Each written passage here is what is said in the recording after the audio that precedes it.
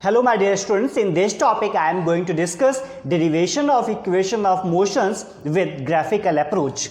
So let us start with a velocity time graph. Suppose this is velocity, y-axis represented its velocity and x-axis is representing the time. Velocity in meter per second and time in seconds.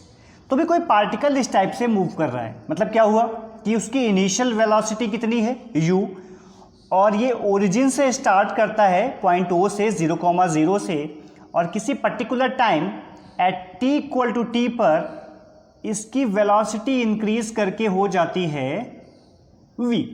इसकी velocity की final value क्या हो जाती है v.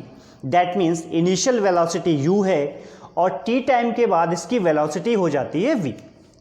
Suppose this point is A, this is B, this point is B, this point is C, and this point is D, this is E, and this is O.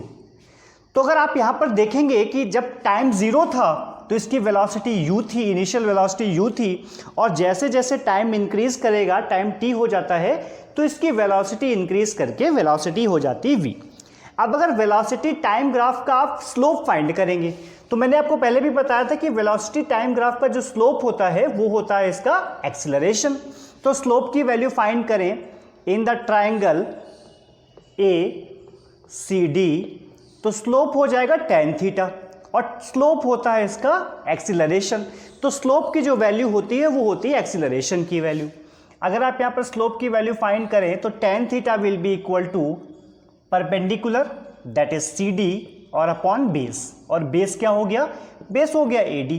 तो acceleration A की value हो जाएगी CD. अभी CD क्या हो जाएगा, देखिए ये वैल्यू तो U है और टोटल वैल्यू कितनी है V है, तो ये वैल्यू कितनी हो जाएगी, ये वैल्यू हो जाएगी V माइनस U. तो CD की वैल्यू आ जाएगी V माइनस U और AD की वैल्यू क्या हो जाएगी, यहाँ से यहाँ तक, यहाँ पर टाइम ज़ीरो था, यहाँ पर टाइम T हो गया तो इसकी वैल्यू आ गई T.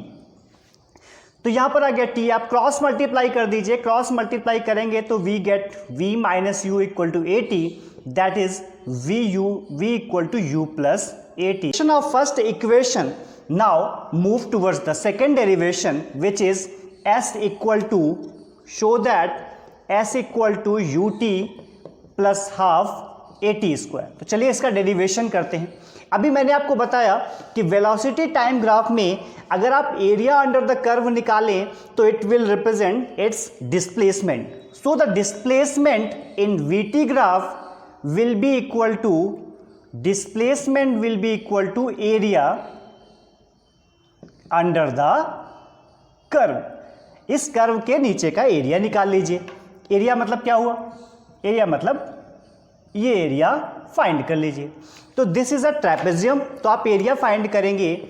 Area of the trapezium ACE और O, इसका एरिया फाइंड करेंगे. और इसके एरिया का फार्मूला आप लोग जानते हैं. फार्मूला क्या होता है कि जो पैरेलल लाइंस हैं, देखिए ये लाइन पैरेलल और ये लाइन पैरेलल है और इसकी लेंथ कितनी है U और इसकी लेंथ कितनी है V और इनटू बीच की डिस्टेंस, यहाँ से यहाँ तक की डिस्टेंस, जो पैरेलल लाइंस हैं उनके बीच की डिस्टेंस कितनी है, बीच की डिस्टेंस है T. देखिए यहाँ से यहाँ तक की पैरेलल लाइंस के बीच की डिस्टेंस है T और अपॉन 2. तो ट्रेपेजियम का फार्मूला क्या होता है कि जो पैरेलल लाइंस होती हैं उनका सम कीजिए और बीच की डिस्टेंस का मल्टीप्लाई कीजिए और 2 से डिवाइड कीजिए. तो यहाँ पर मैंने वैल्यू पुट कर दी. वी नो दैट V की वैल्यू होती है U प्लस AT और अपॉन 2 और हमने मल्टीप्लाई कर दिया T से. So S equal to 2U plus AT upon 2 into T. आप मल्टीप्लाई करेंगे and we get UT plus half AT square. तो यहाँ से S की वैल्यू मिल जाती है S equal to UT plus half AT square. So this was the derivation of second equation of motion. तो अभी बात करेंगे थर्ड इक्वेशन की which is show that V square equal to U square plus 2as. We know that area under the curve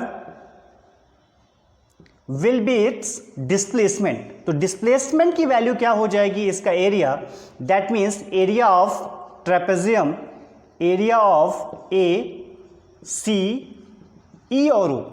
इसके area का formula क्या हो जाएगा, फिर से एक बार बता रहा हूँ, इसके एरिया का फार्मूला होता है पैरेलल लाइंस का सम, और पैरेलल लाइंस कौन सी है, ये u है और ये v है, तो u प्लस v, और इनके पैरेलल लाइंस के बीच का डिस्टेंस दैट इज t और अपॉन 2।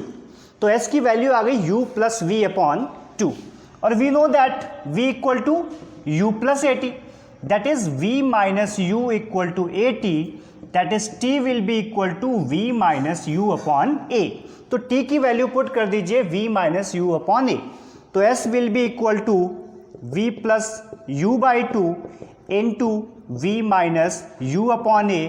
अगर आप मल्टीप्लाई करेंगे तो v get v square v plus u v minus u, देखिए a प्लस b और a माइनस b, इसका फॉर्मूला हो जाएगा a square minus b square, और अपॉन 2a क्रॉस मल्टीप्लाई करें तो वी गेट v स्क्वायर minus u square equal to 2as, by this we get v square equal to u square plus 2as.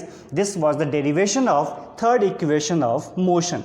So by this way we can find the derivation of equation of motions with the help of graphical representation.